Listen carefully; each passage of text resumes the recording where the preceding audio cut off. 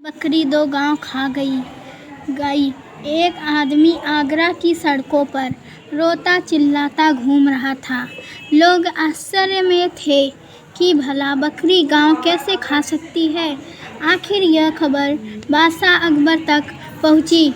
बादशाह ने उसे दरबार में बुलाया। उस आदमी को उन्होंने देखते ही पहचान लिया। बादशाह को याद आया कि वे कुछ समय पहले आगरा के पास किसी गांव में गए थे। वे बहुत थक गए थे। यह आदमी उन्हें वहां गन्ने के खेत में मिला था।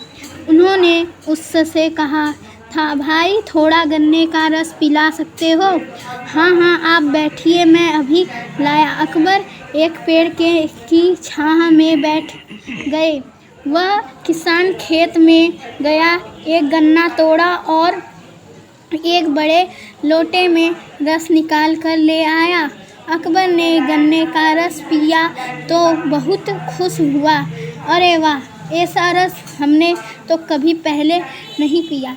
जी हाँ, और यह सिर्फ एक ही गन्ने का रस है। क्या एक गन्ने में इतना सारा रस? अकबर को आश्चर्य हुआ। मैं बिल्कुल सच कह रहा हूँ हुजूर। कमाल की बात है। ये हमारे बादशाह की नीयत का कमाल है। जनाब, अगर उनकी नीयत ठीक न हो तो गन्ने में रस नहीं निकलने। अच्छा, कितना लागत देने हो?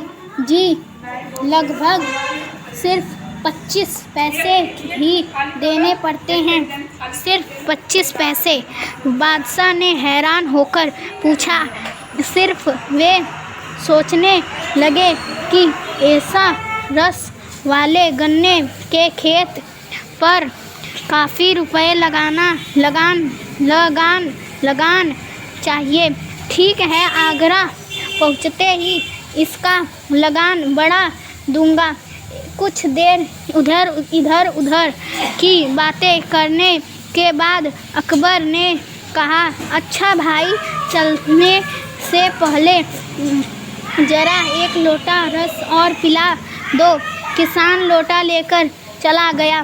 उसने एक गन्ना तोड़ा, लेकिन इस बार लोटा न भरा। फिर एक गन्ने बाद 3-4 गन्ने तोड़े और उनका रस निकालकर फिर लोटे न भरा। अकबर उसका इंतजार कर रहे थे, सोच रहे थे इस बार तो इतने देर कर दी। तभी किसान मुंह लटकाए हुए आया और लोटा बादशाह की तरफ बढ़ा दिया। लोटे में कुछ नहीं, जरूर लगता है अकबर बादशाह की नीयत बिगड़ गई है। उसकी का असर है।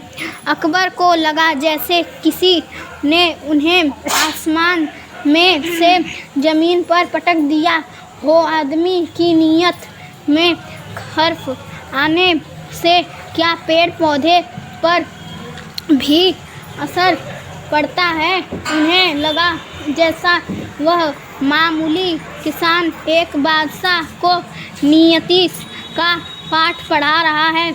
जहाँ नीयत अच्छी है वहाँ बरकत होती है, भंडार भरा सकता है।